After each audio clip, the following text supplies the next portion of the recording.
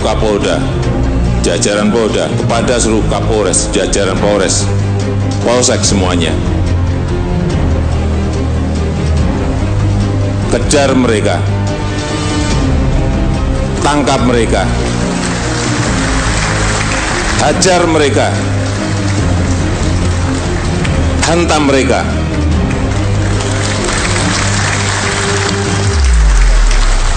Kalau undang-undang memperbolehkan, dor mereka. Indonesia menyatakan perang terhadap narkoba.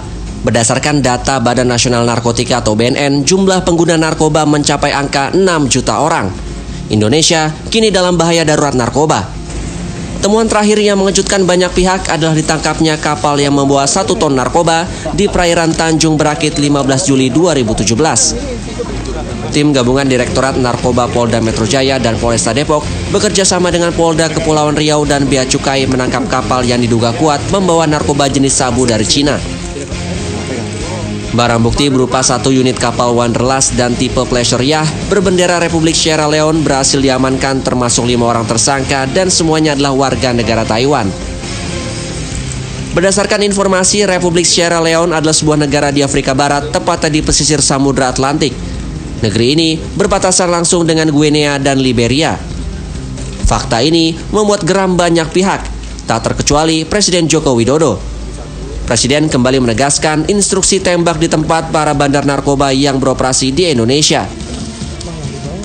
Tapi sekarang memang Polri, BNN, betul sekarang ini tegas. Sudah saya sampaikan, udahlah, tegasin saja. Terutama pengedar-pengedar narkoba asing yang masuk, kemudian sedikit melawan, sudah langsung ditembak saja. Hal senada diungkapkan Kapolri Jenderal Tito Karnavian yang menyatakan pihaknya akan bertindak tegas terhadap para bandar narkoba. Menurut Kapolri, tembak mati terhadap bandar narkoba yang melawan sudah selayaknya dilakukan dalam rangka perang terhadap peredaran narkoba. Tindakan tegas berupa tembak mati terhadap bandar narkoba, termasuk warga negara asing yang menjadi bandar narkoba, menjadi peringatan bagi siapapun yang membawa narkoba ke Indonesia. Yang kita lakukan sekarang adalah menangkan supply, yaitu melakukan peningkatan penegakan hukum yang keras, bahwa perintah Kapolri untuk tegas kepada bandar-bandar yang utama. Jadi mereka yang menjantung penggerak jaringan, ini network, kita memahami tentang network jaringan. Network ini ibarat sistem, saling tergantung satu sama lain, tapi yang paling utama jantungnya adalah bandar. Sementara itu, BNN mengakui peredaran narkoba di Indonesia kini makin memprihatinkan. Berdasarkan catatan BNN, peredaran narkotika internasional dilakukan dalam 3 jalur, yakni darat, laut, dan udara. Deputi Pencegahan BNN Irjen Ali Johardi Wirogioto menyebut jalur laut dan udara paling banyak digunakan dalam peredaran narkoba dari luar Indonesia. Peredaran dari jalur laut biasanya dilakukan dalam jumlah besar. Tidak hanya narkotika dalam bentuk jadi, tapi juga bahan legal yang diimpor kemudian di Indonesia diracik dengan bahan-bahan lainnya hingga menjadi narkoba. Ironisnya, BNN menemukan fakta bahwa 80% pengguna narkoba adalah orang yang paham dan sadar akan bahaya narkoba dan bukan orang awam.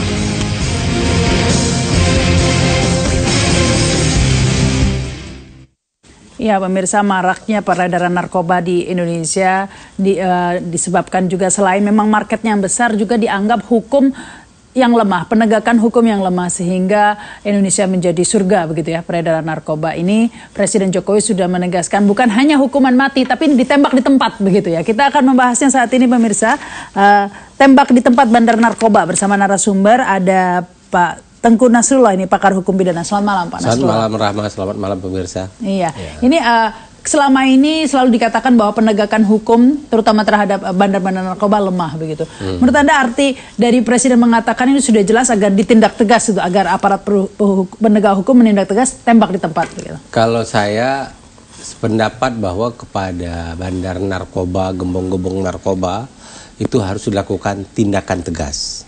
Tetapi selalu dalam ranah hukum penyelesaiannya.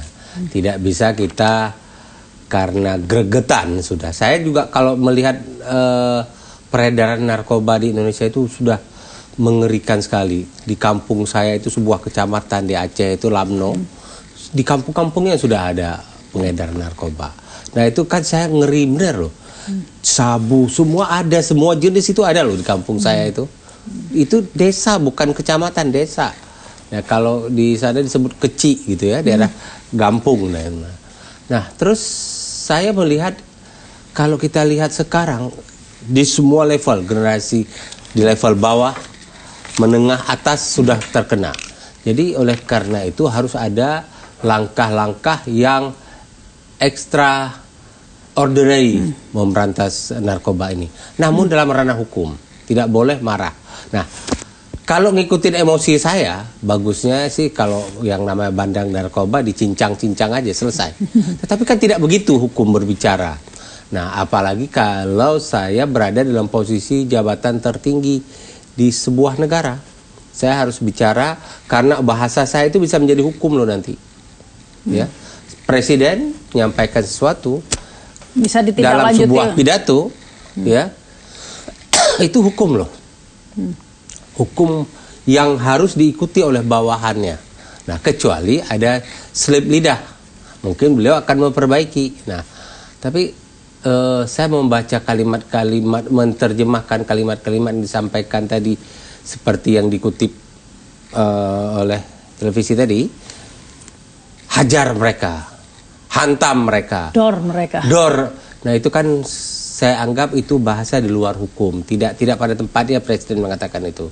Seharusnya Presiden menyampaikan kepada seluruh polisi, BNN, TNI atau unsur-unsur lain, saya minta Anda berkoordinasi secara maksimum di semua sektor, di mana saja tempat-tempat yang berada narkoba beredar, ya, lakukan operasi terus-menerus.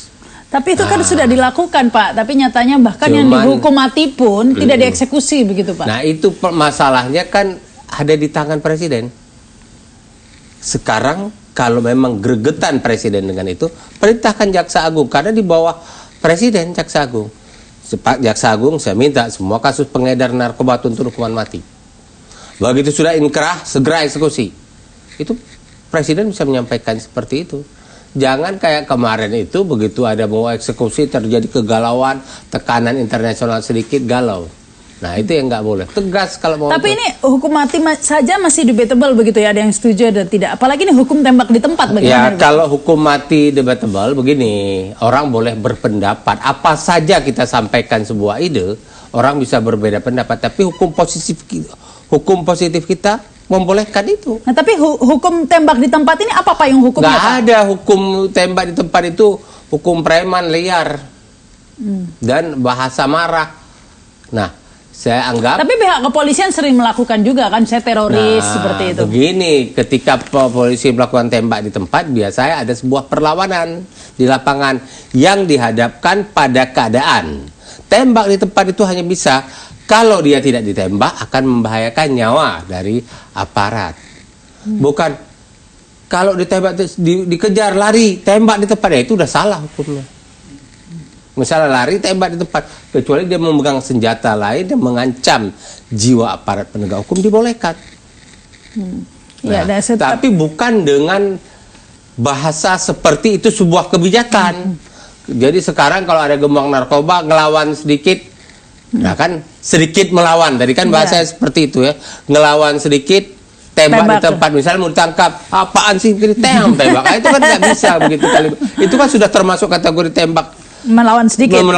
Nah itu hati-hati menerjemahkan bahasa seperti itu. Saya paham mungkin Presiden sangat gregetan dengan peredaran narkoba di Indonesia, habis anak-anak bangsa kita dengan narkoba itu, generasi kita ke depan saya nggak tahu apa jadinya.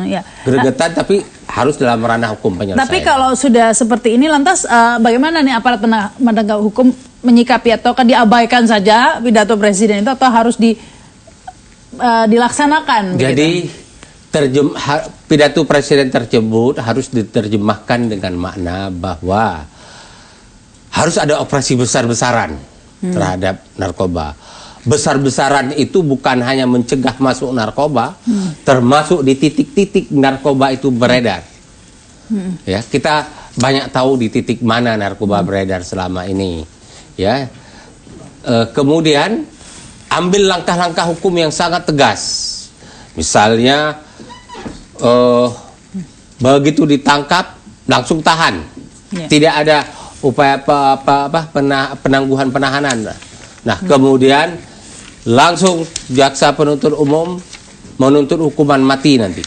Begitu sidang pengadilan. Tidak ada kompromi. Perlu, tapi itu kalau karena memang tidak ada dasar hukumnya begitu tembak-tembak. Tapi jika kemudian pemerintah dengan DPR begitu ya bukan perpu maksudnya membuat undang-undang narkoba begitu. Nggak bisa buat undang-undang narkoba kalau ada kasus narkoba tembak di tempat, berarti dia ditembak sebelum ada putusan pengadilan yang mengatakan dia salah kan?